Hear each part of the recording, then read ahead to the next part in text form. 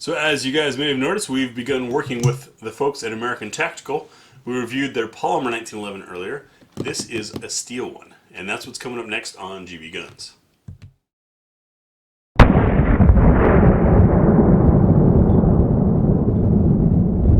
So our case is nice and heavy duty and indeed lockable.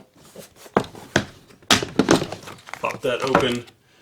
You get a packet of the Lucas oil, gun oil. I think it's quite a kick that they've gotten into gun oil now. Lucas oil makes great stuff for automotive and boating.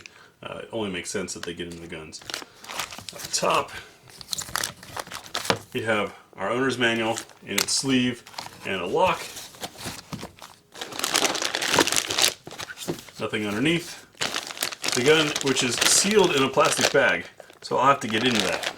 So gun out of its bag, we also had sealed in its own bag to protect it from the oil, a safety certificate showing that this gun was test fired, who did it, and then a manager doubled on that.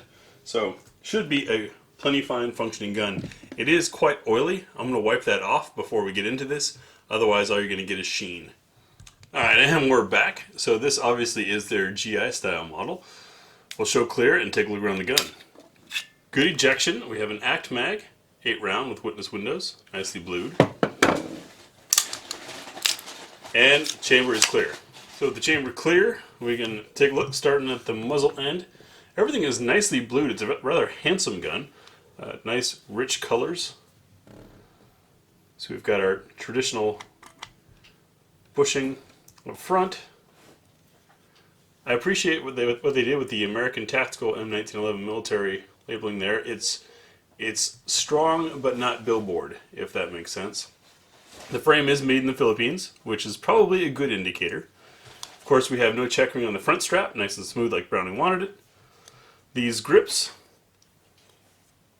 hard to tell if they're wood or plastic. I believe they're wood. They have that warmth of wood, but a very handsome deep color. We've got the American Tactical stamp on the slide there. Safety actuates easily. Magazine release works fine. Coming around the back, classic striping and a non-augmented grip safety. Slide to frame fit is impeccable. It's so tight, I bet I can squeeze oil out of that. Let's see. Yep, more oil came out. Glides very nicely. And before I forget, yes, this is a 70 series. Going around, there's our sights, standard GI style sights, although the rear sight notch is a bit wider, which makes it a little easier to pick up that front blade. And on the right side of the gun, zero controls.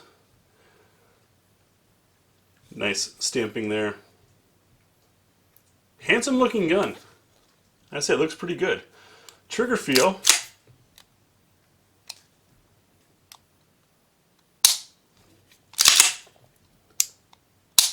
Okay, reset is great, as we expect from a 1911. The initial pull comes back.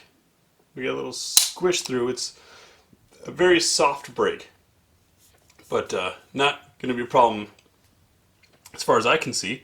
We'll get our trigger gauge out and see what the pull is.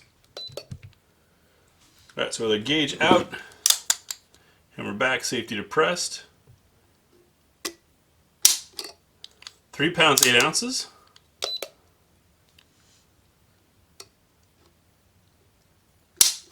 £3, 8 ounces.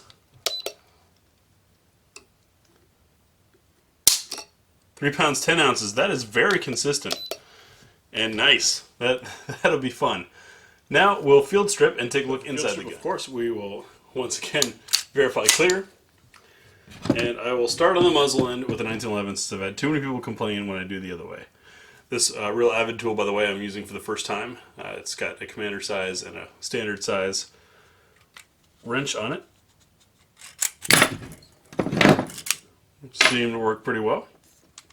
Now that we've got the spring out of there, we'll pull slide back until that lines up there. Pushing on the other side, pops that pin out. Pin comes out, slide comes off. Fast forwarding a bit for you.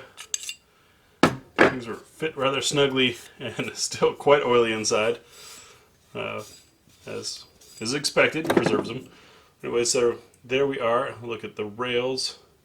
And once again, this is indeed a 70 series. Fairly clean. Some wear marks. Our barrel, very greasy. Nice chroming on the section that you see through the chamber window anyways. And there's our throat and rifling. Everything's pretty much standard GI. I'm going to have to move to a paper towel for this grease. To look in the frame, very smooth. It might be difficult to see. It's not a reflective, necessarily mirror polish, but that feed ramp is smooth.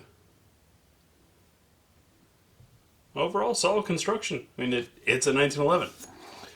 We'll get it back together and out to the range. What do you guys think about the appearance of this? I think it's really classy. I like these grips, and I like the bluing job on here. The fit, as we've seen so far, is promising. We'll see how it does on the range. Let me know your comments and thoughts below. Thanks for watching. Thanks again for watching GB Guns. I'm assuming if you watch this far, you appreciate our format, or you're trying to figure out how to make that very argumentative comment. Either way, click the big griffin to subscribe.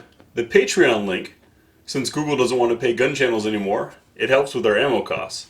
Over here, for a video related to what you just watched, at least Google thinks so, or down here for the playlist relevant to the video you just saw.